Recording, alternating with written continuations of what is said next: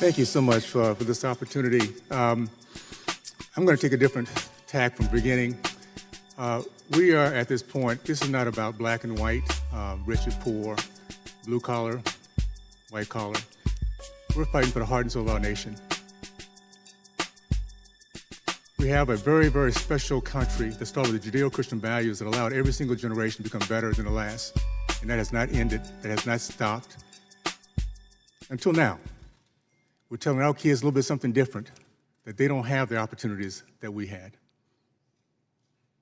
I'm going to talk about some ideologies.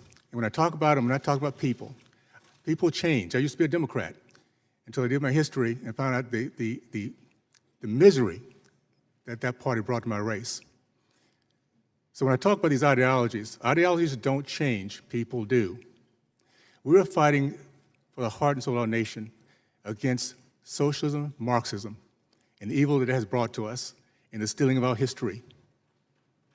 Karl Marx said it best, the father of socialism, an atheist, anti-Semite, and a blatant racist. Yet we teach his philosophy in our school systems today.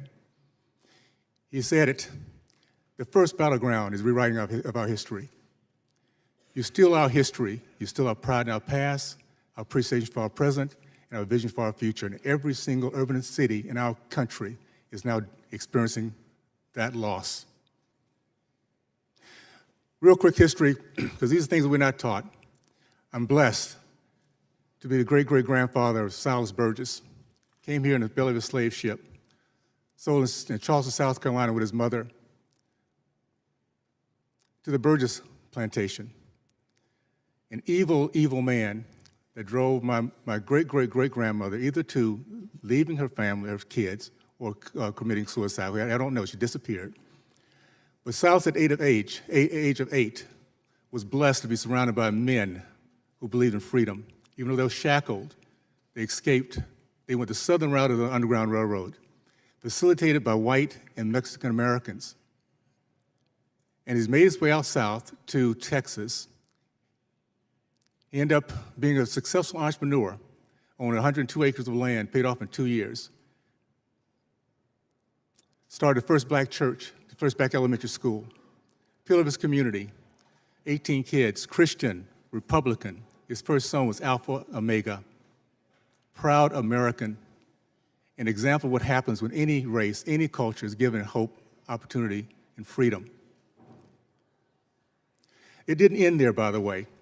The history of our black country, of our black Americans, has been stolen from us for decades, almost over a century. Booker T. Washington, 1882, began Tuskegee University.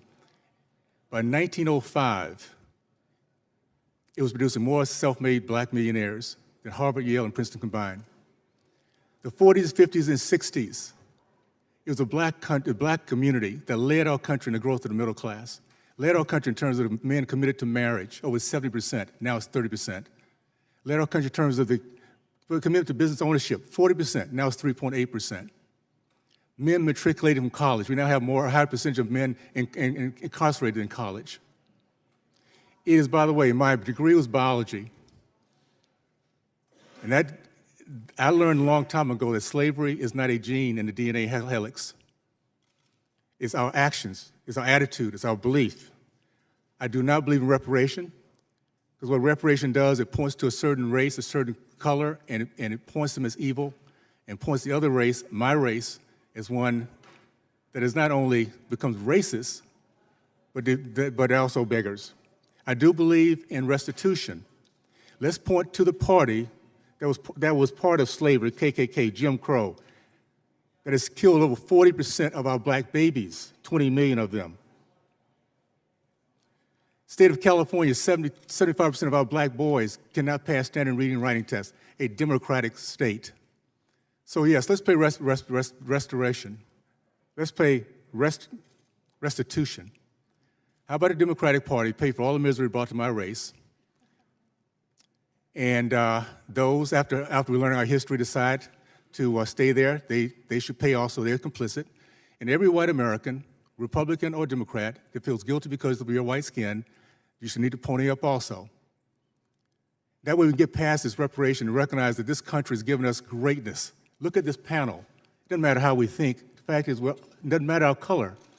We have become successful in this country like no other because of this great opportunity to live the American dream.